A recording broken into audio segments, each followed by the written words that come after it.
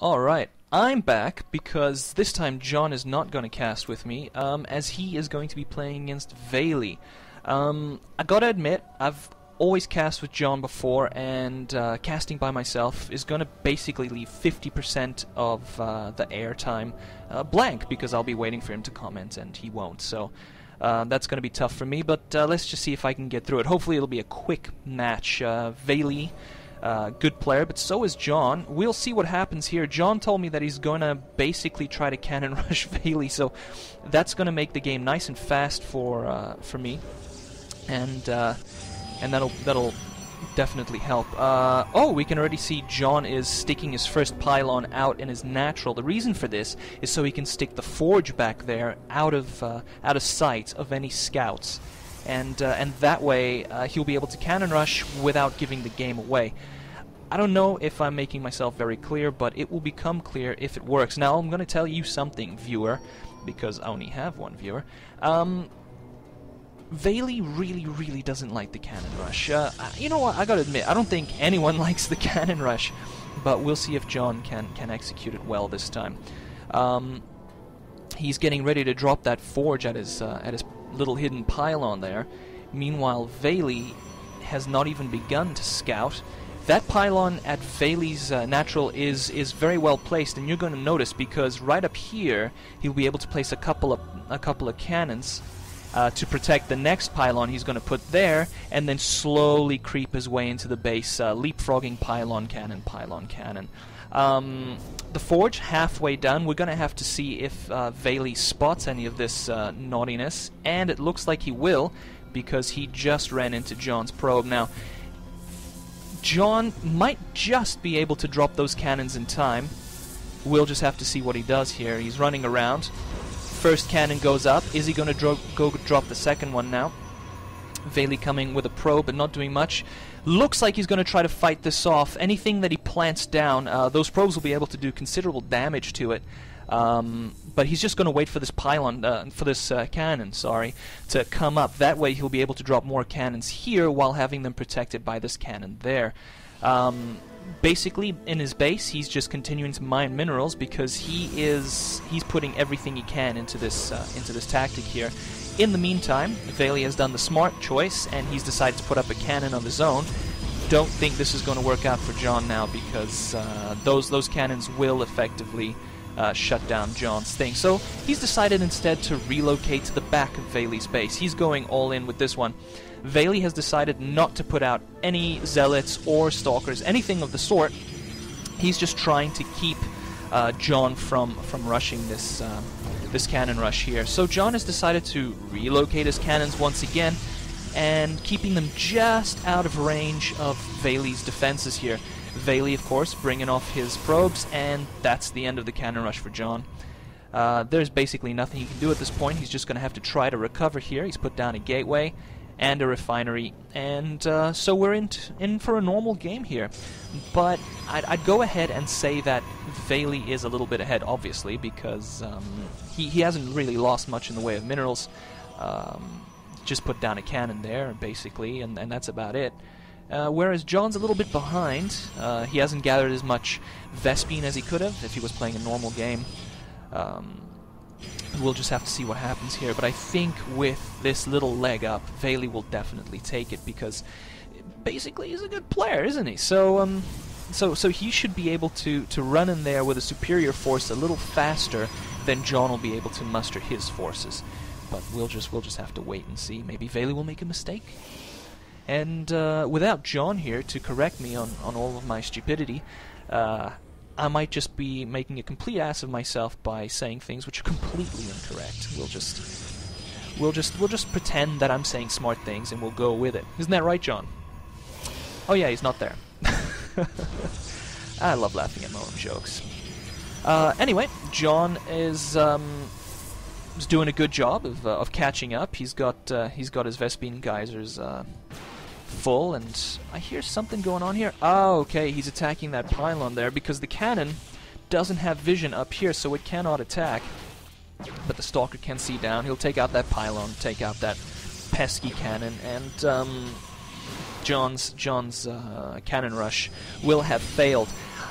I don't know if it was luck or just pure genius that he managed to scout John's cannon rush there, but either way, Valy's a great player, and you have to respect him for spotting that and very effectively fending it off. Now, John is amassing a pretty decent army here, actually. It's pretty fast. I dare say if he moved out now, he'd do quite a bit of damage. My goodness. Oh, especially since Valy has decided to expand. I think, yeah, John's going for a 4-gate situation here. I guess it's a very clever way to follow up a cannon rush, because most people would probably try to just macro up and try to catch up with the economy that they lost because of it. Meanwhile, Valy is playing it safe and going macro. I gotta admit, because I'm such a great player of StarCraft, I myself would have gone 4-gate quickly after beating the cannon rush and just rushed into John's base, and he would not have had time to develop any defenses, and Valy probably would have won. But we're going to see now how John follows this up. I have to say, this is a very aggressive game here. But since, you know, they're both diamond players, and I am a grandmaster, of course, they're just not doing what I would have done. John pumping out an observer, nice and fast, so maybe he'll be able to see this observer coming into his base here. No, he won't. But that's going to allow Valy to see what's going on here. He's going to realize that it's a 4-gate situation, and for some reason, John has paused the game. Maybe he has to take a phone call or something? I'm not entirely sure. J-Bra! Tactical pause. Reason that we call it a tactical pause, it all started with our casts, of course, because we coin all the good stuff. Alpha, he continues to constantly just lag randomly for 10 seconds during his games, and we started calling it tactical lag because lag, as we all know, throws people off. And so we started to say that it was tactical lag, that Alpha did it on purpose. He'd just unplug his cable for 5 seconds and plug it back in. And then it sort of developed from there, and every single time that somebody lagged a little bit or paused the game, we called it a tactical move. And gotta be honest, I do that in my own games. That's how grandmasters play. We don't play with skill, micro and macro. No. We play the meta game. We play outside the game, outside the box. And we just do things like unplug the cable, pause randomly, tell our opponent that his mother's in our house and we're giving her wine and things. But anyway, since these guys are not grandmasters like myself, they don't understand that. John probably was just picking up a phone call. Either way, he's decided to go for Colossus. I gotta say, 4-gate Colossus, it's gonna be tough. Gonna be tough to feed Colossus in 4 gates off just one base. Meanwhile, Valy is ahead. He's dropping down a couple of nice defenses here, and he's already got his first Colossus out. He doesn't have too much in the way of an army. I think John's ground army is a little bit better, but that Colossus is going to make all the difference. And considering he's already on his second base, not fully saturated, no gas coming out of that base, so I can't say that that base is very useful right away.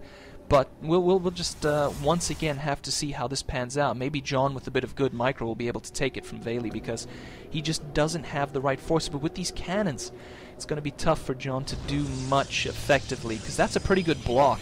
He'll have to squeeze his forces through these little gaps here, and this Colossus will make sure that those forces take a lot of pain in the meantime. John over here on the north side of what's his name? Valy, on the north side of Valy's natural, dropping down a forward pylon for quick reinforcements. That's good. And his first Colossus coming out. I gotta say, if John makes a timing push right now, if he just pushes out at this very moment, he might just take it. He might just take it, I don't know. We'll see soon enough, I think. He's sending out a little scout. That scout's gonna get poked by that cannon. He sees it. He sees it. Let's go ahead and see what he sees, shall we? He sees that there are a couple of cannons there and a couple of zealots, but that's about it. He doesn't see that there's an expansion, but I imagine he thinks there is, since he's a decent player.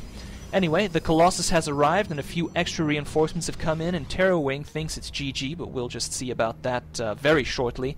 I have to say, that's a lot of zealots, and if they've got charge, which they do not, they'd be more effective, but there you go. those stalkers going out there just to say, hey, I saw your observer, and I don't like it. It just doesn't look very good to me. And I have to admit right here, I keep thinking that John's going to talk, but I keep hearing silence. It's very weird for me. So, yeah, just throwing that out there. I'm feeling kind of emo now.